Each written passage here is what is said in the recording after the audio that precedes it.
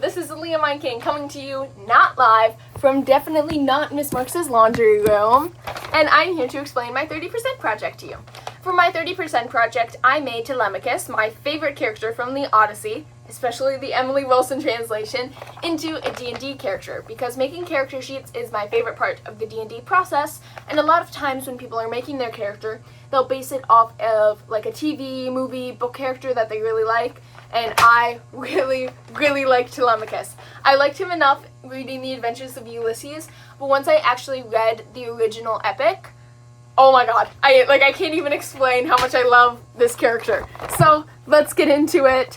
The only thing that I should preface this with is that since the Odyssey is, of course, set in ancient Greece, I couldn't exactly fit that into D&D because D&D is strictly, like, medieval with magic as a thing. Magic is an important thing to D&D, where with the Odyssey, we're in ancient Greece, and magic is kind of a thing, but not as much as it is in D&D. So, it's not going to be exactly Telemachus, it's just based on him. And the reason that I'm recording this video, and I really want you to watch it, is because I am to explain all of the decisions I made on this sheet that you might not be able to glean from just looking at it. Because I'm assuming you don't have much experience with D&D, and so you don't know what any of this means. So, let's get into it. For his background is what a character does before they go on the adventure. I chose noble because I don't know, if you've read the Odyssey, I think you know why I chose that. Next, for his species, I chose human, because honestly, being a human in D&D has a lot of advantages. He gets heroic inspiration after long rest, which gives you advantage on all attacks. He has proficiency in one extra skill, which I already put on there, and we'll get to it. Then he gets an origin feat of my choice, and for that, I chose the feat of Lucky, which gives him 2 luck points, they're called, and those points you can add to rolls or add to your goals. Your goals would be like attacks against other people, or you can subtract them from somebody else's roll. So like an attack coming from you, they come at you with like, let's say like a 19 for your armor class is an 18, then you can subtract 2 from their roll, and now they can't hit you. That kind of thing. Next, his class. Class is like a D&D character's job, so like druids do magic with nature, fighters fight things. I chose paladin, because paladins are basically like knights, like a medieval knight, but they have an oath to a patron god. And for Telemachus, I chose his patron goddess to be Athena, because Athena helps him out so much throughout the story. And then for his oath, which would be a subclass, I chose the Oath of Vengeance, because he wants to get vengeance on the suitors that have taken over his house and his wealth. Initiative is kind of hard to explain if you don't know D&D, but +2 is pretty average. Speed is just how far you can move on the board. 30 feet is also very average. Same with the size of medium. That's just like gnomes are small. Humans and elves, medium. Goliaths, large. That's it. It doesn't mean much. Passive perception, I'm also not going to get into. So, now we'll move on to this section of the page, if you have it in front of you. His proficiency bonus is a +2, which is standard for all level 4 characters. I forgot about that. Sorry. He is a level 4. I decided that because D&D is scaled from a level 1 to a level 20, and Telemachus' whole storyline is that he's trying to grow into the man that his father is, and he wants to be like his father and be powerful enough to take vengeance on the suitors. And so I chose to put him at a lower level so that he has the ability to grow. That's why I chose a level 4. Anyway, to his skills. First, we have Strength, which he has a +3 in and a 16 score. That is pretty good. That's on the good side for a level 4 character. And then he has Proficiency in Athletics, which means anytime that there's an athletics check, he will get to add his proficiency bonus and his strength modifier, which gives him a +5 on any roll to do with athletics. Next is Dexterity. Dexterity covers skills like acrobatics, sleight of hand, and stealth, none of which he has proficiency in, but he does have a saving throw in dexterity. His modifier is a +2, which means anytime he has to make a dexterity saving throw, he gets to add +4. Next, down here, we have Constitution. Constitution is your ability to withstand things in D&D. So, like, whether that be poison, mind control, that kind of stuff. He has a 0 modifier, which means he's really at the luck of the roll there. Next is Intelligence. Intelligence is knowledge that you already have, so like background knowledge.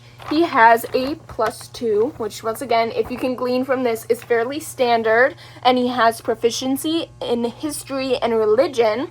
I chose that because as a noble, he would know the history of his country, and throughout the book he's learning the history of the Trojan War and how his father may have been involved in that. And then proficiency in religion, because religion was very important to the ancient Greeks, as you and I both know, and is very, very important to Telemachus and the story of the Odyssey in general. Next is Wisdom. Wisdom is like the knowledge that you have on the fly, so like what you're able to deduce from your surroundings, so like your perception and your insight. And he has a +2 modifier on that and a saving throw. Next is Charisma.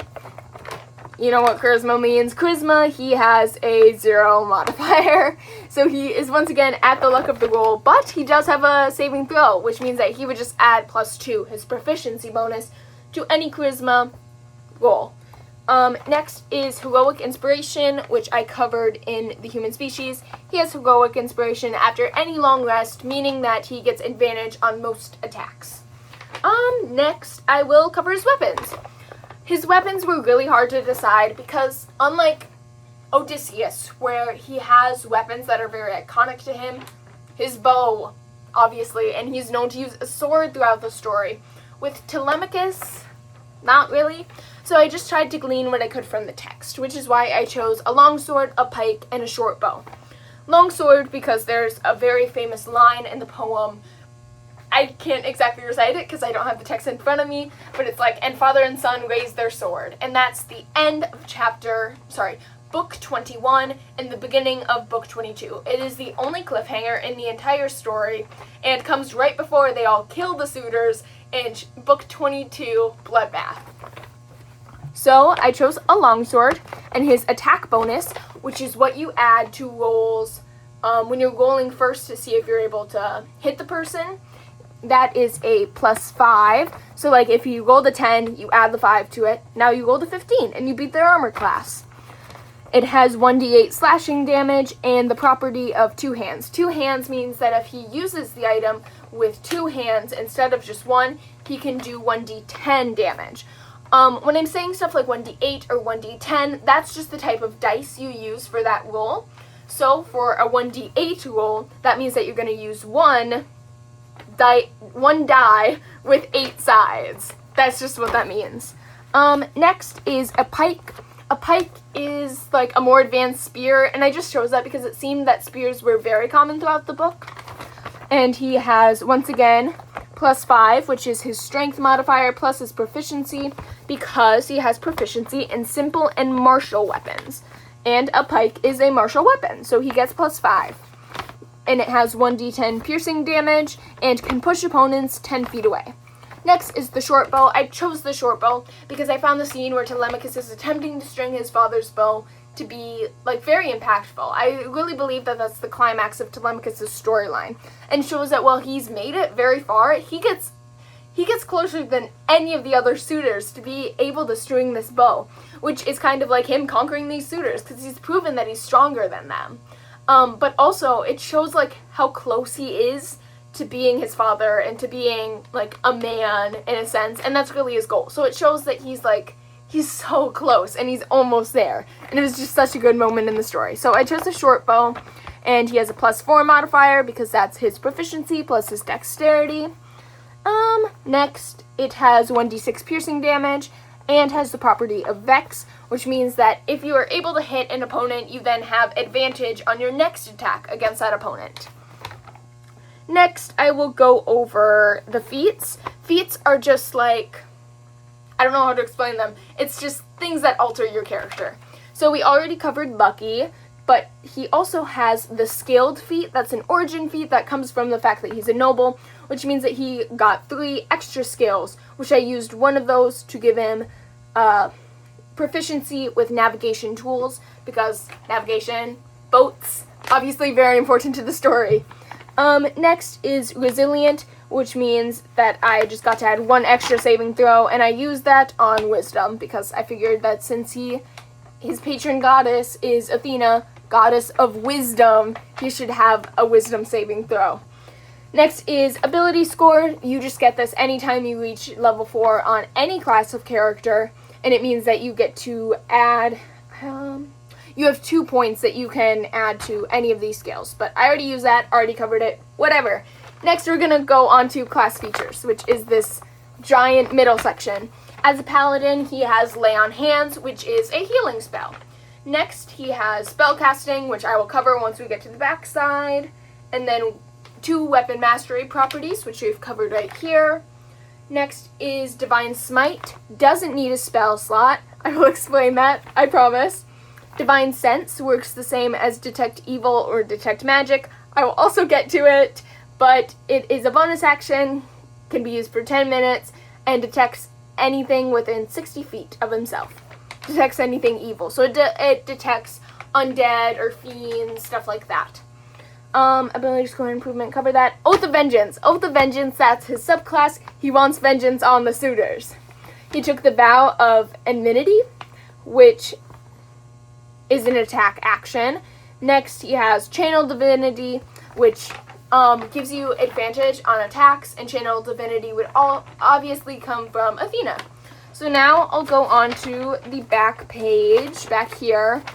For the appearance, I just filled it in as much like his father, because I think the relationship between Odysseus and Telemachus is the most integral to the story and most important, and they mention so many times throughout the story that Telemachus looks exactly like his father.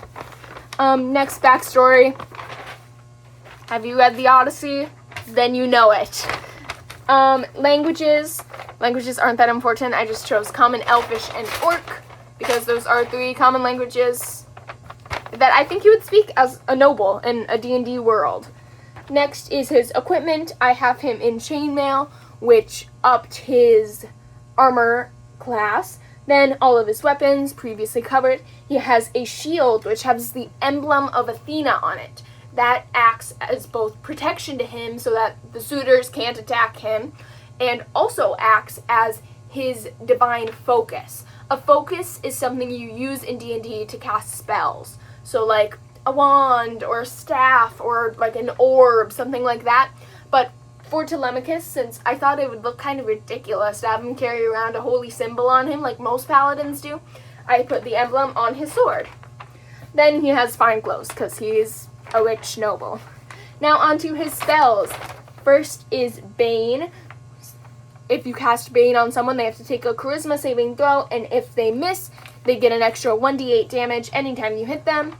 Next is Hunter's Mark. Hunter's Mark means that you mark a certain enemy, you put a mark on them, and that means that you get an extra 1d6 damage anytime you hit them, and advantage on wisdom saving throws against them. Next is Divine Smite. Divine Smite doesn't take a spell slot. Spell slots are like the amount of spells that you can cast before having to take a long rest. And he has 3 spell slots. So he can cast Divine Smite as much as he wants, and it will not affect his energy at all. It is 2d8 damage, and plus 1d8 if it is a fiend, which isn't very applicable to the Odyssey at all. Next is Divine Sense, which is a bonus action, and you're just able to sense evil around you. Next is Thunderous Smite, which is kind of the same as Divine Smite, but boom! Thunder! Thunder! Get it? Zeus! Ha! Let me see. Thunderous Smite is 2d6 damage and pushes your opponent away 10 feet with a thundering boom that can be heard for 300 feet. Next is Wrathful Smite. Wrathful Smite is an extra 1d6 necrotic damage. Most of these are just damage spells because I figured that would be most applicable to Telemachus, as we all know what happens in Book 22. He needs these spells. Next is Shield of Faith. Shield of Faith adds 2 bonus points to your armor class. I think of Shield of Faith as kind of like Athena protecting him from his enemies. Next is Divine Favor, which gives an extra 1d4 radiant damage to any opponent. Next is Detect Magic, which means that he can see an aura of all magic around him. My inspiration for that was when he is able to tell that this man in front of him is his father, that he's been missing for so long. I'm sorry that I've taken so long, but that is my explanation of the character sheet. Thank you so much.